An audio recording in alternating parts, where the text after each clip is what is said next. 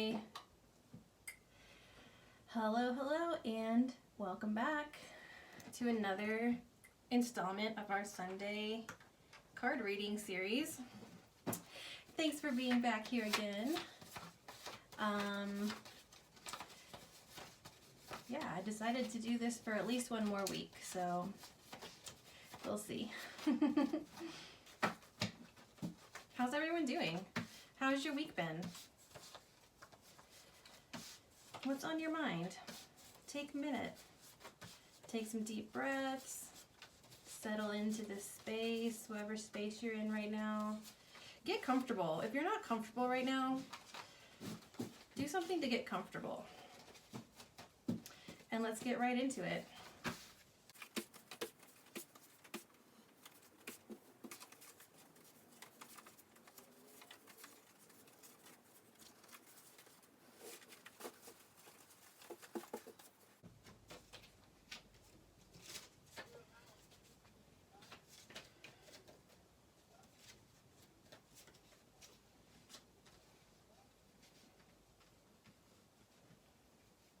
Okay, in the first spot here in this week's reading, this is the card called the Container. Now, the idea represented by this card is that sometimes you hear people talk about like holding space.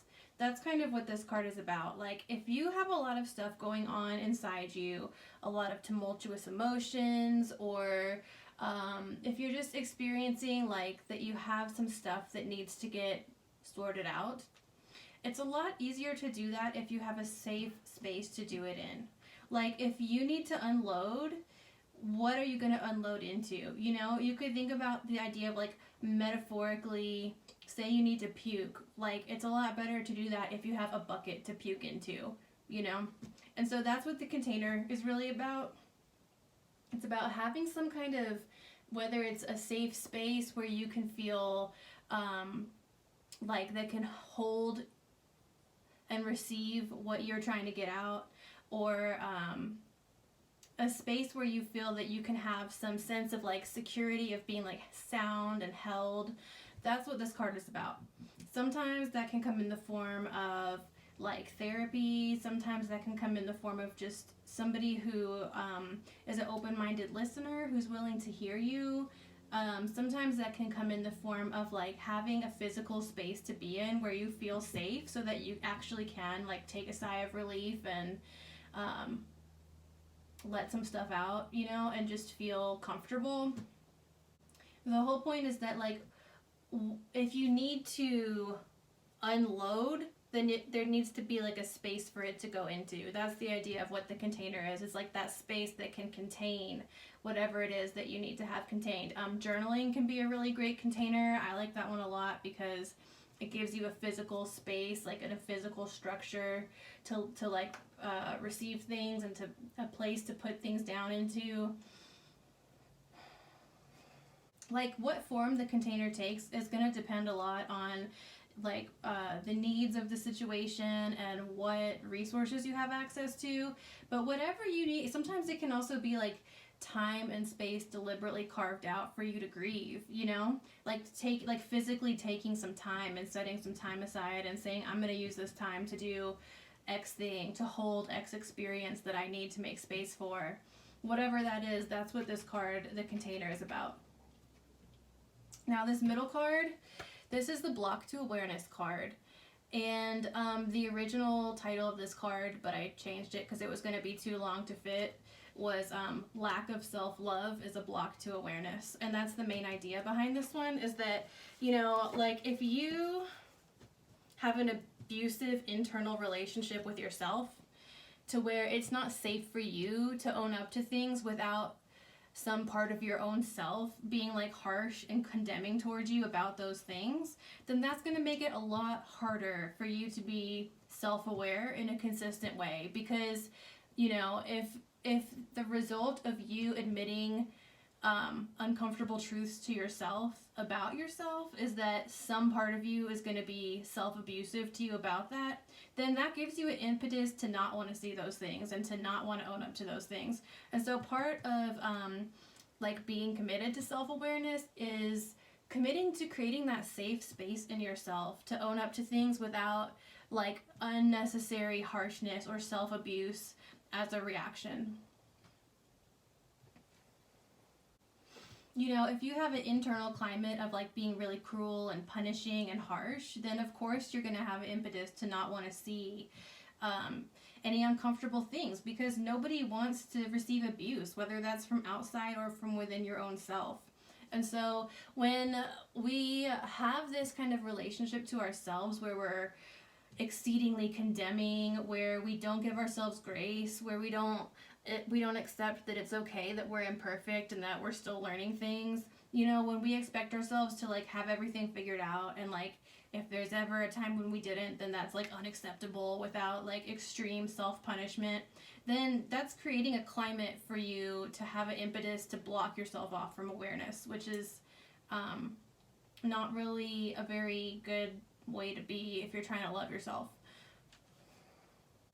So it's about creating that safe internal environment to own all aspects of your experience, including your behavior, your feelings, your thoughts, your past, and having that self-compassionate groundwork in which to really allow those patterns of awareness to take root.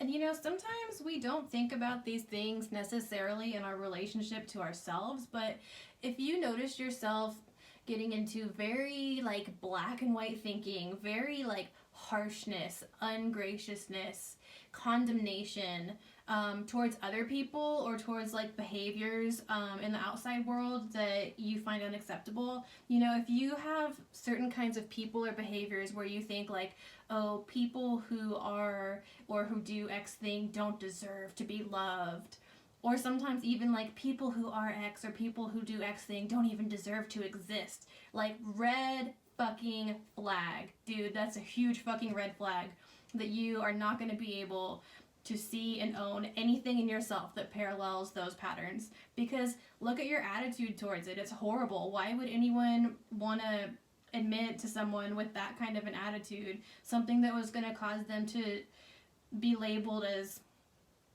unworthy of love or unworthy of even existing? That's a horrible attitude to have towards anyone. And if you have that attitude towards anyone else, then on some level that's going to cut inward too. And so, you know, just really cultivating more compassion, that's the only way to sustain awareness, is to cultivate compassion.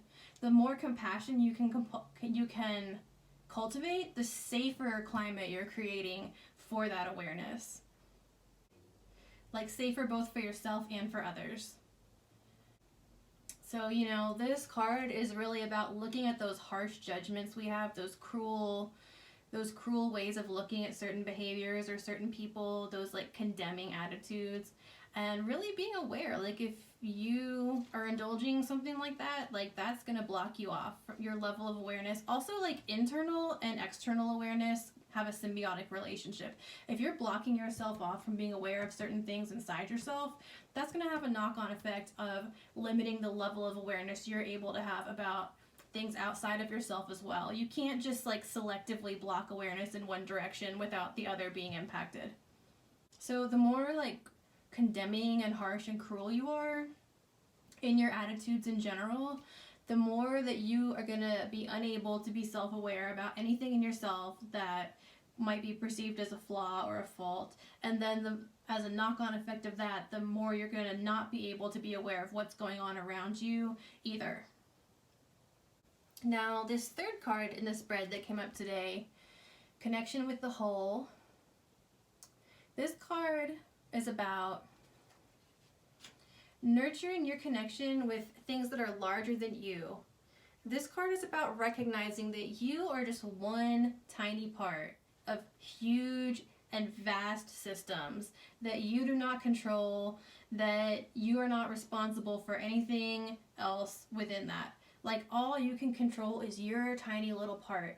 And we're also like at the mercy of so many things that are outside of our control.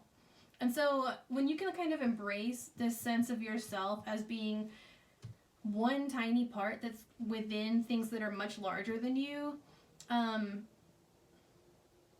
you can let yourself off the hook for stuff that's not your responsibility. B, you can take comfort in it because you're a part of something bigger that you belong to, that you belong within, and that there's so many resources outside of you that you can draw on, and that being in connection can feed and support you in whatever your goal is or whatever you're trying to do. Like, that you don't have to be this isolated island with things, you know? Because A, that's not true, and B, that's usually not effective. Now, if you need solitude or whatever, if you need some time to yourself, that's cool. There's not to say that there's anything wrong with that. But what this card is about is not losing sight of the fact that you are part of something larger than you, and that is both sane and grounding to have that perspective. It is very easy to feel like you are a lone actor in the world, that the weight of everything is on your shoulders and your shoulders alone. You know, we are living in a hyper-individualistic culture that exacerbates a lot of these things, and this card is really about cutting through a lot of that and saying, you know what, like, I don't have to do anything completely alone. Humans are actually wired for connection and community and mutual aid. And that at the end of the day, we're all in the hands of forces that stretch way beyond ourselves. And so if you can find a way to take comfort in that, then that's going to like really put things into a more realistic perspective for you than if you're just going around feeling like you have to do everything by yourself, figure things out all on your own. Like, if you can't accept help, you know, if you have this feeling of like chronically feeling like you need to do everything on your own, like being so capable that you never need support from anybody. Like, you don't actually have to do things that way. You know what it's making me think of right now, actually, in this moment that I'm trying to talk about this card, is there's a line from the Desiderata. I don't know if I'm pronouncing that right. It's like a famous poem. But there's a line in that poem that says, actually I might butcher this, but if I remember correctly, or I might be paraphrasing, it says, remember that you are a child of the universe, no less than the trees and the stars. You have a right to be here. Something along those lines. That's kind of what this card is about too. Is like, you're part of something bigger than you. You belong to something bigger than you. You're part of webbed networks that stretch so far beyond just yourself, and that you can take comfort in belonging, take comfort in having connection, and take comfort in not being isolated, because isolation breeds destruction. But being in connection can be the antidote to that. Also, like, the quality of connection that you have with yourself influences the quality of connection that you're able to experience to other people and to community outside of yourself, and vice versa. There's kind of a symbiotic relationship between both of those things. So anything that you're doing to nurture a stronger connection in either direction, either like a stronger and more honest connection with yourself, or a stronger connection with other people, it's gonna feed into that from either direction. What I am getting from these three cards coming up together like this is really like becoming your own safe container, right? Like, if there's something about yourself that you are struggling to fully see, or to fully take ownership of, or to want to encounter or deal with, it's going to be a lot easier to do that if you have a safe container, if you are a compassionate space for your own self. And part of that can happen through recognizing that you are just one little person in the grand scheme of things. You have access to resources beyond yourself. You have a right to connect with other people and with resources that are beyond you. You don't have to be this isolated thing. Like, everything is not on you to be perfect. The other thing I like to say about this, the block to awareness card, is that like the reason it's hard to be aware sometimes, like specifically self-aware, the reason we might resist seeing certain things about ourselves is because of shame, right? And like that feeling that like something is fundamentally bad about me, or that this means something fundamentally flawed and unforgivable about me. And that's bullshit.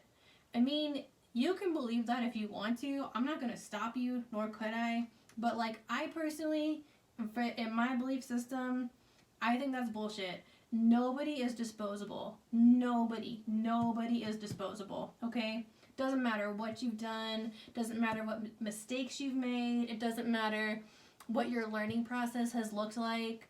Nobody is disposable. You have a right to be here. You have a right to be learning things at the pace that you are. It is appropriate.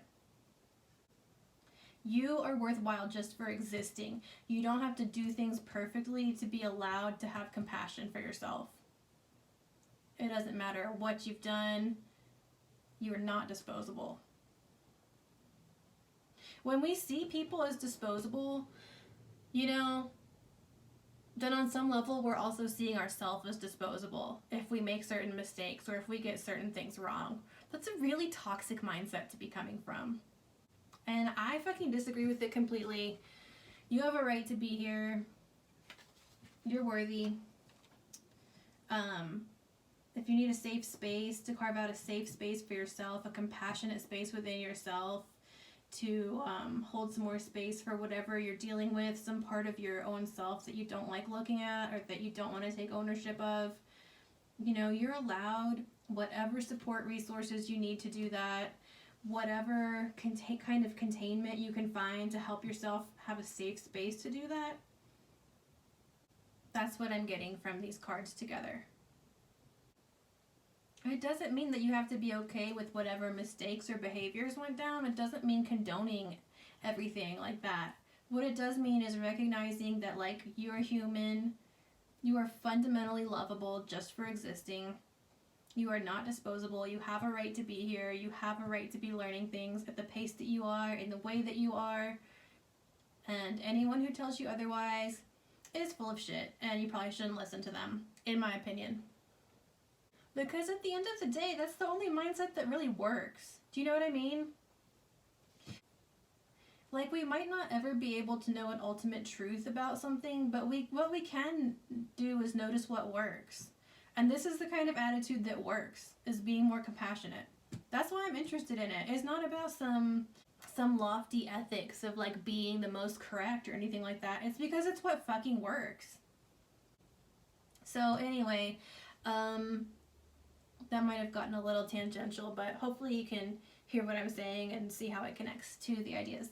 So that was our reading for this week. I hope you enjoyed it. And I don't know if I'll be here next week or not with another reading. Maybe I will.